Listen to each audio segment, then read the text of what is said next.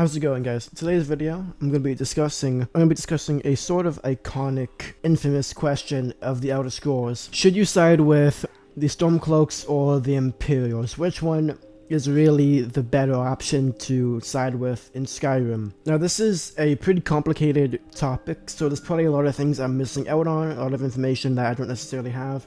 But I'm going to give my take on it and let me know in the comments if you agree, disagree, or... So to start out with, let's talk about the Stormcloaks and why they actually even exist. They are ruled by Ulfric Stormcloak, who is the Jarl of Windhelm, and he and a lot of the Stormcloaks share this sort of ideology that they want to have the freedom to worship Talos, who is the founder of the Empire, actually. And he was like a dragonborn, and he sort of ascended to becoming a god. And that's why the Stormcloaks love him. He's a Nord human god. And the Ordinary Dominion is sort of enforcing that they can't worship a, quote, human god because it's not a real god for some reason. And so that's why the Stormcloak Rebellion sort of exists. That's one of the reasons. There's a lot of other political complications, like the White Gold Concordat. They basically gave the Thalmor and the Ordinary Dominion free reign to do whatever the fuck they want in Skyrim, and with Cyrodiil and every other, like, Imperial province. And the Nords being, you know, the very hostile and racist towards elves, didn't like that they were being ruled by elves, and so that's why they exist, basically. So more about the White Gold Concordat and what happened with all that. The Ordinary Dominion, which by the way is not just the High Elves, the Somerset Isle, Valenwood, and sort of elsewhere is the Ordinary Dominion, those three provinces. Elsewhere is kind of split into two sort of states during the events of Skyrim. Elsewhere, Valenwood, and Adenor are the three provinces that is ruled by the Ordinary Dominion. And they basically fucking ransacked Cyrodiil in a war, basically forced the Empire to surrender and sign a temporary peace treaty, which is very strongly and constantly hinted at throughout the game Skyrim, that it is temporary and that both the Thalmor and the Empire are gaining strength and waiting for the next war to happen, basically. And by siding with the Stormcloaks and weakening Skyrim, that's bad enough, having a civil war in Skyrim. But also, if the Stormcloaks were to win, that would completely remove Skyrim from the Imperial influence, which, by the way, the Imperials rule over High Rock, Skyrim, Cyrodiil, and Morrowind. So they have a pretty massive advantage, you'd think, in the size of the army. So they would be able to gather a lot of strength, including having the Nords on their side, would be a massive advantage over the Ordinary Dominion. In not only holding ground, but maybe even just winning the war itself and forcing the Ordinary Dominion to sign off a permanent peace treaty. I honestly sort of feel like the Nords are being kind of stupid in having a rebellion, as like I said, it is strongly hinted that the peace treaty is very temporary, and people are sort of unofficially encouraged to continue to worship Talos in secret, even though the Ordinary Dominion are rooting out these people and killing them. If you do it in secret, you can still worship your god. Like I said, the Empire is just trying to temporarily put up with this bullshit to wait until they can attack the Ordinary Dominion again. And the Nords being this kind of stupid and irrational and not being able to see the big picture, I think, is extremely...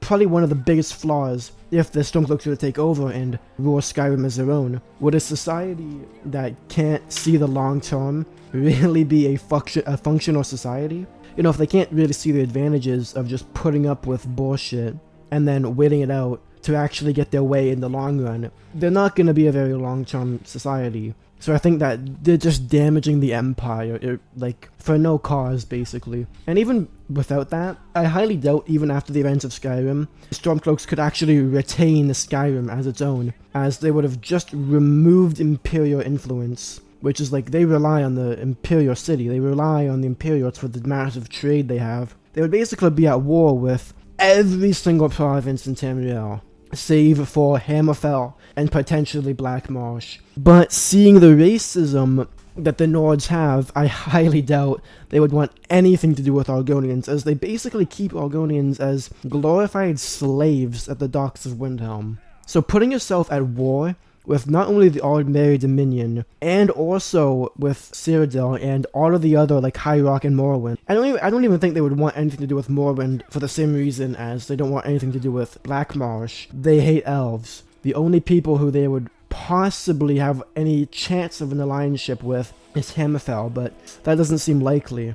And yeah, basically cutting yourself off from any trade, any outside influence is kind of self-destructive, as Skyrim is a very barren wasteland, and if you actually look at Cyrodiil in the game Oblivion, it's a very populated, rich society with lots of militaristic capabilities. Skyrim is an unpopulated countryside at best. It's in ruins, actually. A lot of the great forts of Skyrim have been overrun by bandits, making them not only useless, but ripe with crime throughout the entire province. Skyrim honestly needs to be a part of the Empire as much as the Empire needs it for its strong warriors. But let's even say, even ignoring all of that, would Skyrim still be able to maintain independence? Possibly for a short time, but the Stormcloaks being the only military they have, again being contained within the current population of Skyrim,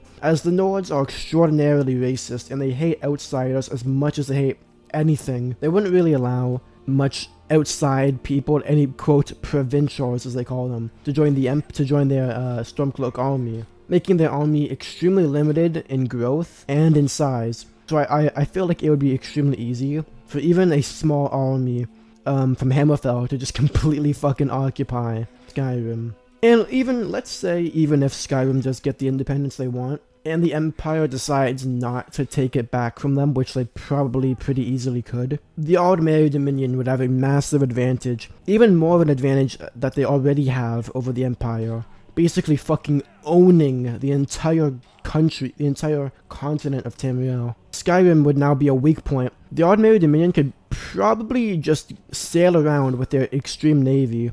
If you guys don't know, the Aldmeri Dominion and Somerset Isle, being an island, actually has an extremely great navy. They could probably sail around to the northern end of Skyrim, or even just march their troops straight through Cyrodiil, and the Aldmeri Dominion could honestly probably just take fucking Skyrim for itself. And then that would give them an insane advantage, as already proven. The Imperial side of things, the main argument I get as to why you should not side with the Imperials is they tried to cut your head off at the beginning of the game, which has got to be the stupidest argument I've ever heard in my life, because what if the Stormcloaks just so happened to be the ones who caught you crossing the border illegally into Skyrim? They would probably try to execute you too, right? Just because you have this personal bias doesn't mean that the Imperials are wrong.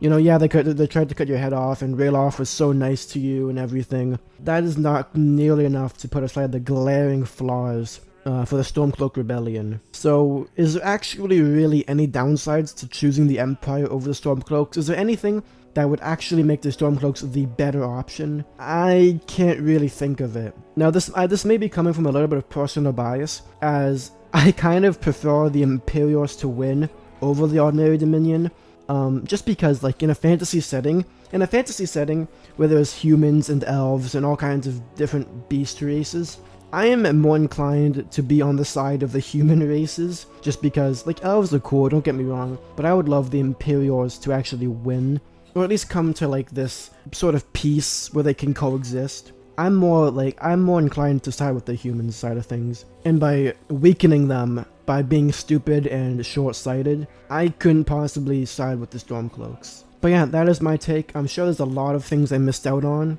and a lot of information you guys have that I don't necessarily have. Either way, let me know what you think in the comments. This is a very infamous question for the Outer Scrolls. And if you're just considering the events of Skyrim, and from the Dragonborn specifically's perspective, maybe the Stormcloaks does seem sort of tempting, but from the grand scheme of the Outer Scrolls, and from a sort of objective perspective, the obvious choice is the Empire. But yeah, thanks for watching. I also made a video talking about Ralof versus Hadvar, going into more of an objective gameplay perspective rather than a lore perspective. So if you want to watch that video, you absolutely can. It's the first video I made on this channel, fun fact. But yeah, thank you so much for watching. Drop a like, drop a sub, and peace out.